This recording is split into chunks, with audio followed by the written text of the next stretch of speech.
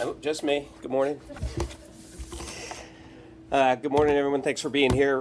We'll provide an update. Acting Secretary Duke, Administrator Long, and Chris Krebs, our senior official performing the duties of the Undersecretary from the Department of Homeland Security, will provide you an update. Just to give you an idea, they both have commitments on the backside, so we'll have about 25 minutes with you. So, thanks.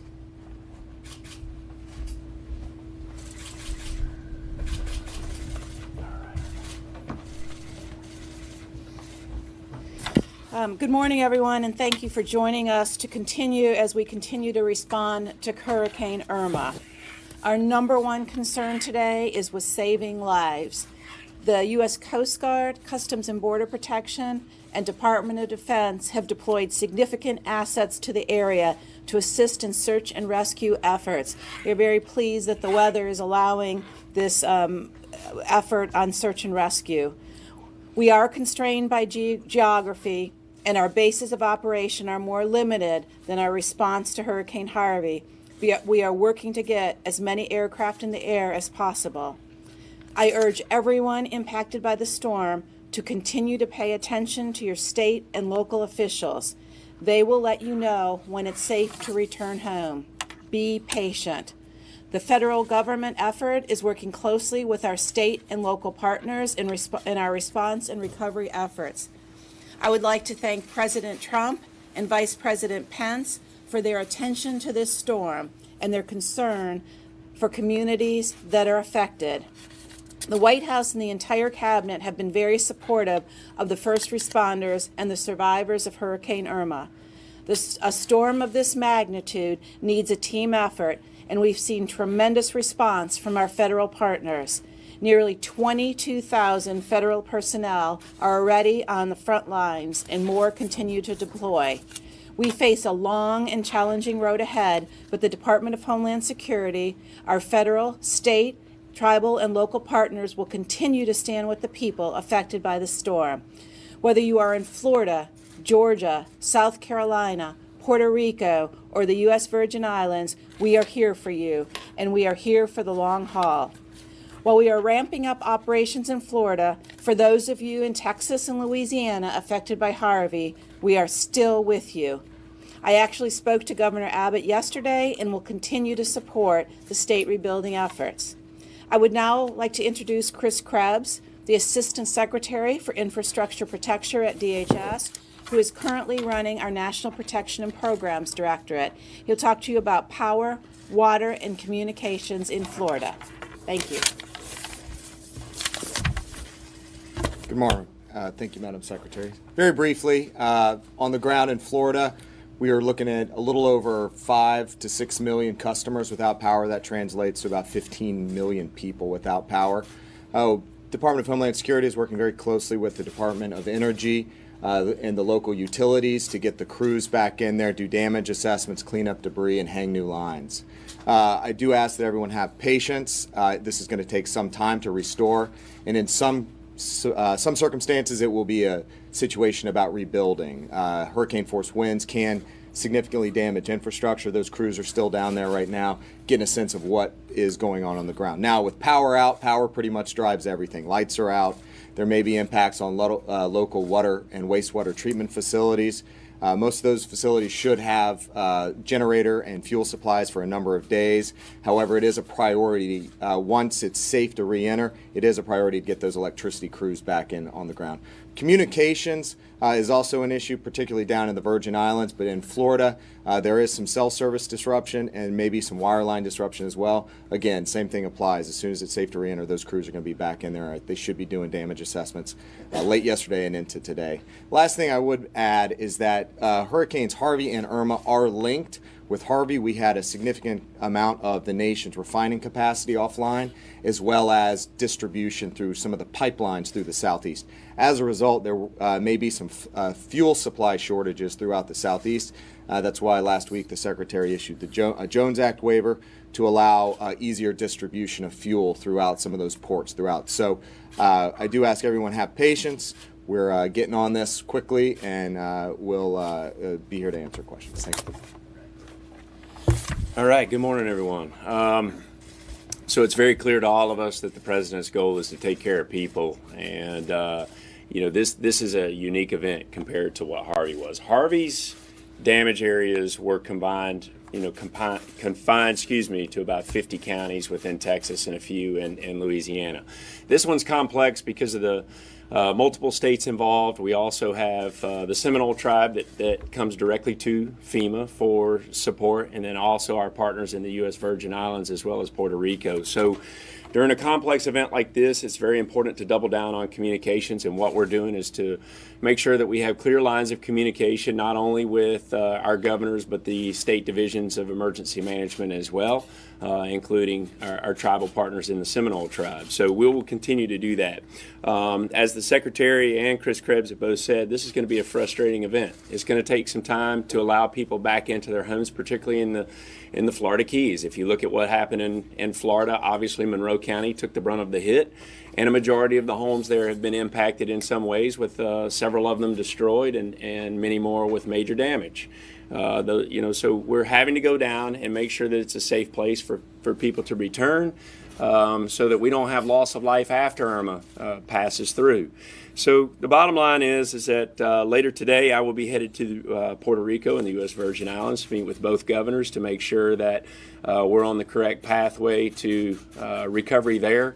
Obviously, power restoration is one of the biggest goals, along with, and power restoration is the largest goal right now in Puerto Rico.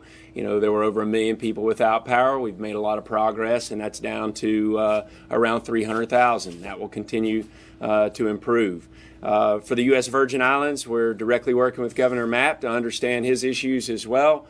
Obviously, we want to make sure that safety and security is upheld, and we're continuing to work with him to roll in military police through our National Guard partners to those islands to ensure safety and security.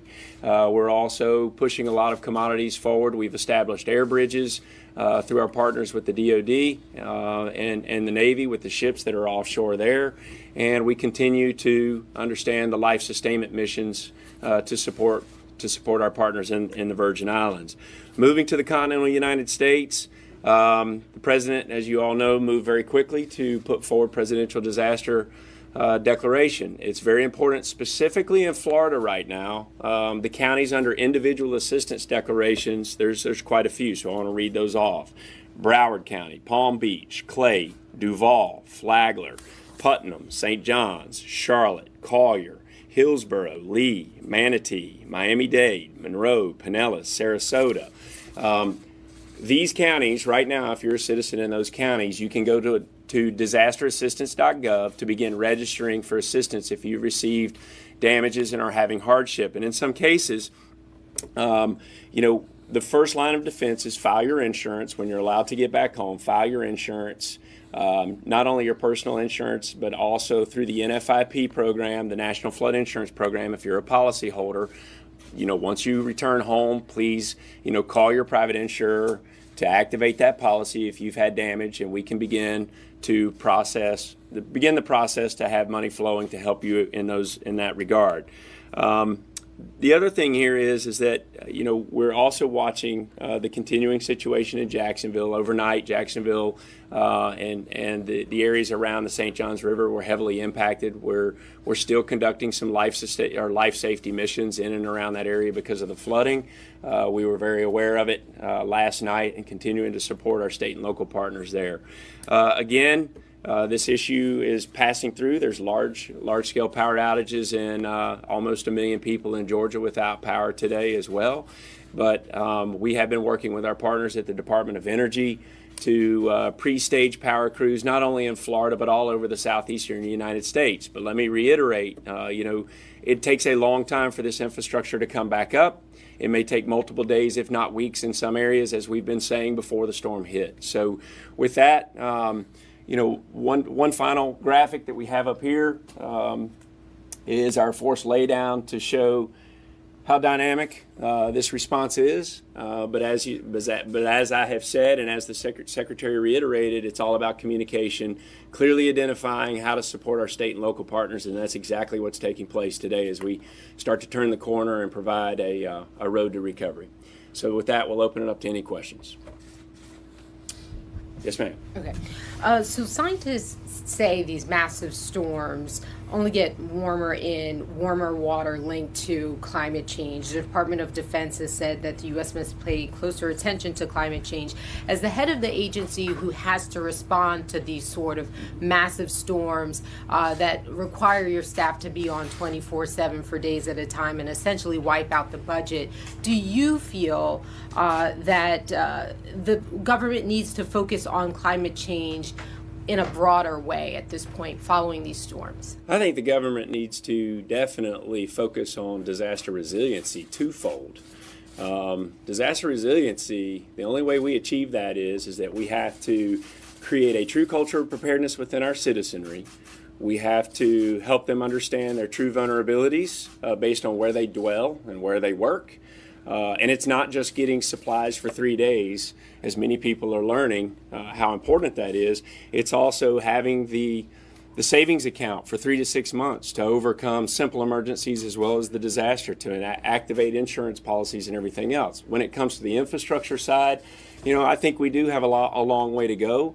Local governments and state governments need to consider, best practices when it comes to land use planning in the future. Regardless of what causes disasters, it's our job, within the Department of Homeland Security and FEMA to manage the consequences. How important do you think it is, besides preparedness for these disasters, to focus on what is potentially causing these really massive storms? I mean, we have to understand, and we have to look at data to make meaningful decisions on the way forward. So I think we can all agree that we do that on a daily basis. That's how we estimate how much power is going to be knocked out or how many people are going to be influenced. But here again, it goes back to the only way we become resilient as a nation is we have to create that true culture of preparedness within our citizenry, which we do not have. And then we also have to look at how we go forward when it comes to infrastructure protection. Yeah. I think it is important. We live in a changing world, and as the FEMA administrator said, that we always have to look at not just the response, but the preparedness and the resilience. And I think it's important that as we come together as a country, we looked at the changes in our world and make sure, both in planning and response, that we are adapting appropriately. And I mean, I hear you saying about the response and preparedness, but what about the cause? How important do you think it is for government to be focused in on the cause? What might be behind these massive storms, or fewer of them? The data, I don't know what it particularly indicates. We haven't had a major storm like this in quite a while. We knew this was going to be a hard hurricane season. It was predicted by NOAA. So I would think that our sister agencies in NOAA and others are looking at whether this is an anomaly year or a trend year, and I think it's important to know that, and we will continue working with them as they look at the data and try to determine is this a year of anomaly or a year of trend. When will you guys go to Florida? I know you're going to Puerto Rico now, but we likely will be going later this week. What's important is, because of the path of this storm, we are just beginning search and rescue in earnest today, and so it's important that that be the singular focus. So we believe that with that starting at sunrise this morning, we should be able to be in the area safely without disrupting any search and rescue later this week. Yep. Yes, ma'am. What's the security picture down in Puerto Rico and Florida? Are you hearing reports of any looting or any other crimes going on? Obviously, there is some social media trending when it comes down to the United States Virgin Islands, but I've been in close contact with Governor Mapp, and we are helping him to address some localized issues, but there is not widespread security issues across those islands. So we need to, we have to deconflict some of the rumors that are there. But as I said earlier, Governor Mapp, we're helping him to facilitate mutual aid with our National Guard partners to bring in military police to make sure that we maintain safety and security. And I will be there over the next 48 hours to put my eyes on the ground to make sure that we're making progress. What's the visibility like in the Florida Keys? Do you know how many people might be needing search and rescue? What do you know about what's going on there? So look, I always let me clarify. Anytime I start to give specific numbers, they're going to change the minute we walk out that door. So some of the initial estimates are, and this is why we ask people to evacuate largely from storm surge, 25% of the houses initially have been destroyed and 65% have major damage. Basically every house in the Keys was impacted in some way or another. This is why we ask people to leave. Regarding fatalities, that's up to the county coroners. I don't want to get into that number because it's honestly like chasing rabbits. You have aircraft up looking for people to see if there's Absolutely. Absolutely. Our partners at the United States Coast Guard, DOD assets, other partners through, we have Customs and Border Patrol out of the Department of Homeland Security. There are many that are supporting this mission. As I said in my opening comments, this is a more complicated response because of the peninsula and the islands. So we are partnering with DOD. DOD has provided some sea assets, aircraft carriers that can be used for landing and refueling. What we're trying to do is get the cycle time shorter. So while we have assets, we have over 40 helicopters from Coast Guard operational now. It is a more complicated response than when you have refueling and landing right nearby. So we are vigilant and working on it. That is the focus of today. Yeah. Time for one more. Haven't started yet, right? I'm sorry? Air rescues haven't started yet in the Keys, Well, right?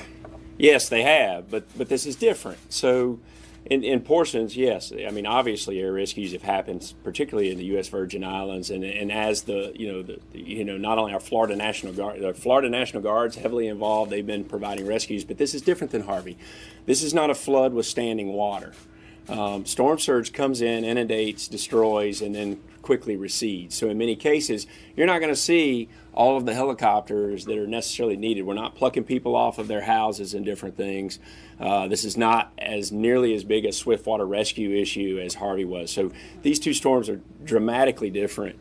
And just because you don't see a helicopter doesn't mean we're not actively putting forward the missions. I also wanted to end with thanking our industry partners to help with evacuations, especially from the islands. We had Delta have a charter flight evacuating Americans. Similarly, in Harvey, Southwest Airlines helped us with some of the evacuations out of the area and others. So I wanted to take this moment to thank industry partners for their support, too. Yep. And then one final message again, like Harvey, the whole community is going to have to come around the southeastern United States and our partners in Puerto Rico and the Virgin Islands, as well as the Seminole tribe. The whole community needs to be involved. Get involved at infoad.org. And again, activate your insurance policies if you've had damage, and go to disasterassistance.gov if you've been impacted as well. Thank you, folks.